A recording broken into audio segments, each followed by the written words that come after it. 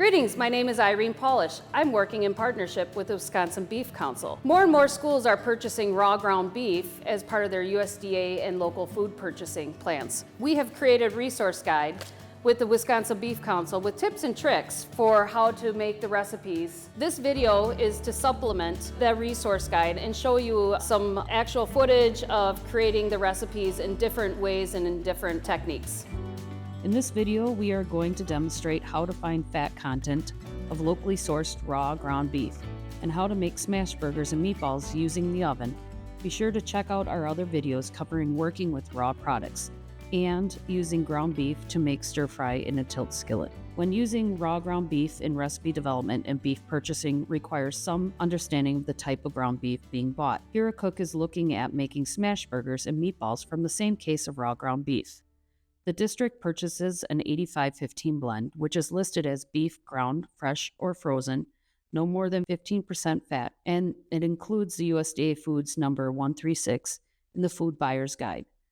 The purchase unit is the raw uncooked weight, sometimes referred to as purchased or AP. 1 pound or 16 ounce will yield 12 ounces of edible portion or EP. Since smash burgers have no added fillers, we know that 2.7 ounces of AP uncooked weight will yield a patty that credits as a 2 meat alternate once cooked. That is 16 times 2 divided by 12 equals 2.7. One 10-pound chub will yield 60 burgers. This food service director recipe uses a half cup or gray portion scoop to measure the burgers for better customer perception. This will yield less burgers than the 60 original burgers. The meatballs, however, contain filler. Since we did the math already for the smash burgers, a volume study would be done by mixing a 10-pound burger recipe. Divide the total volume of the 120, and you will get a 1 meat alternate volume measure. Then you can decide the size of your meatballs. It is sometimes fun to serve a big meatball, like the Mega Meatball with pasta featured in the Institute of Child Nutrition, or ICN, recipe box. The Inspiration Meatball recipe uses ground beef with 7% fat, but the district is using 15% ground beef. The crediting for meat alternate needs to be adjusted. You can see there are 12 edible portion servings for 1 ounce of meat alternate. That means that for every pound of raw ground beef, there are 12 meat alternate credible servings. The director wants to have the meatball credit in a 2 meat alternate. The director needs to complete some simple kitchen math. Let's organize what we know. 16 ounces of raw equals 12 ounces cooked. We want 2-ounce cooked portions. That would go under the 12 for cooked weights. If 15% of fat for 1 pound raw beef equals 12 creditable servings, then 16 times 2 divided by 12 equals 2.6 ounces of raw. There are 16 ounces in a pound. 10 pounds equals 160 ounces. Divide that by 2.67, and that will reveal there are 59.9 servings in a 10-pound beef chub. Next, we figure out how it compares to the Inspiration recipe. 8 pounds 5 ounces equals 133 ounces. To figure out the conversion factor, we put new over old, or divide 160 by 133. This results in a conversion factor of 1.2. We need to take 1.2 times 50 servings to find out how many servings are in a 10-pound ground beef chub. That gives us 60 servings. At this point, some of you wanting the math to stop. Stick with us as we will do it for you. Our 15% ground beef credits as 50.9 servings. We find our conversion factor of 1.002. Multiply that by 133 and get 133.266, which we round up to 133.3. 133.3 divided by 16 gives us 8 pounds. Now to figure out the remaining ounces, subtract the number of ounces in 8 pounds, which is 128. That results in 5.3 remaining ounces. Always round up. That shows the original Inspiration ground beef quantities need to be updated to 8 pounds 6 ounces to result in 50 portions that credit as 2 1/4 meat alternate. This can be overwhelming for someone new to school nutrition. 7% fat is not listed in the food buyer's guide, while 10% is. This is important when purchasing ground beef to understand fat content. If purchasing from local farmers, it may not be measured and listed. If you don't know, take 1 pound of beef and cook it off in a hotel pan. Do this in 3 separate pans, each starting with 1 pound of beef. Drain the fat and weigh each pan to get the cooked weight. This will be your edible portion per pound of beef. Be sure to document this process for auditing purposes. Here's a meatball recipe found in the Wisconsin School Beef Resource Guide and cross-referenced in the Healthy School Meals recipe website that already uses 15% fat ground beef. It uses a number 30 scoop to make walnut-sized meatballs, and 3 meatballs equals 2 MMA, or meat alternate credits. Once crediting and portion sizes are confirmed with crediting information, cooks can work with confidence that they are meeting the USDA regulation standards. If a director schedules a lighter cook day, a cook can prep ahead to reduce the stress of scratch production.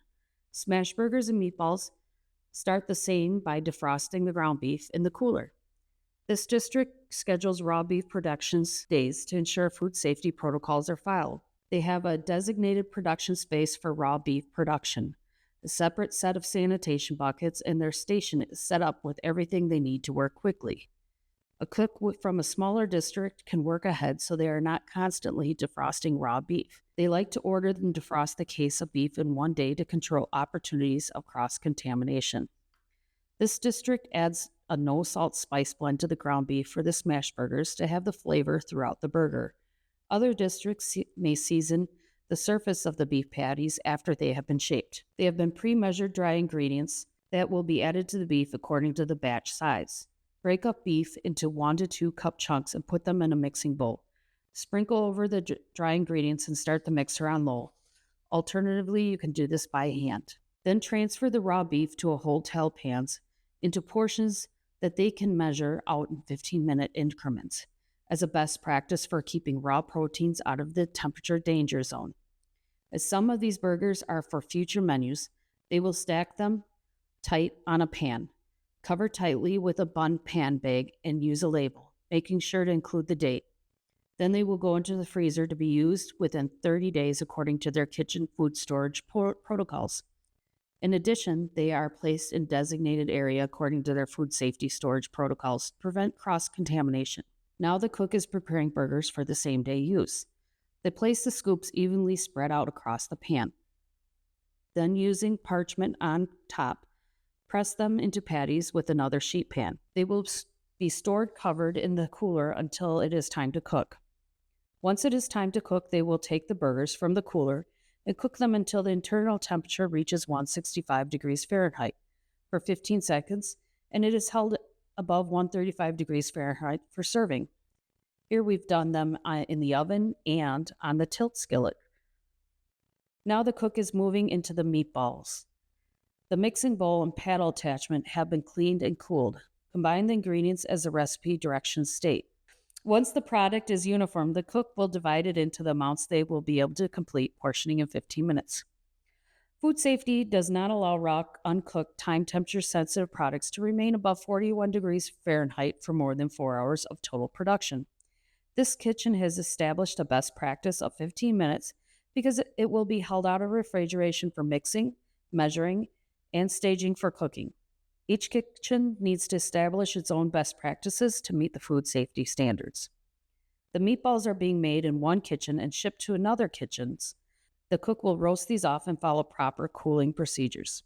This includes documenting final cook times for each sheet tray or batch, recording the cooling process in a cooling log, and taking temperatures before and after delivery.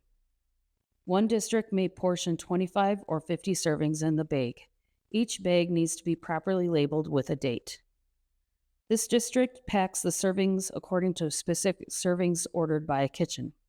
Here the cook has written labels for each hotel pans in advance. Now they simply count the number of portions per pan as the labels read. They follow cooling procedures, then freeze the meatballs for delivery. Freezing is not required, but they found it ensured meatballs did not go above 41 degrees Fahrenheit during travel. The schools receiving the meatballs mark them as Process 3 on their production records, as they have been cooked, cooled, and reheated. These are only suggestions to meet food safety standards. It is possible to ship foods hot or raw if proper safety protocols are documented and followed. Each district is unique in its production space and staff skill level. This video covers the basic entry-level processes to cook using raw, locally purchased ground beef. Use your trusted resources to develop your safety plan. Many groups are willing to support and help you if you have questions. We created the Wisconsin Beef School Resource Guide to start you in the right direction. Additional support can be found through the School Nutrition Association, the Institute of Child Nutrition, and your local state agencies.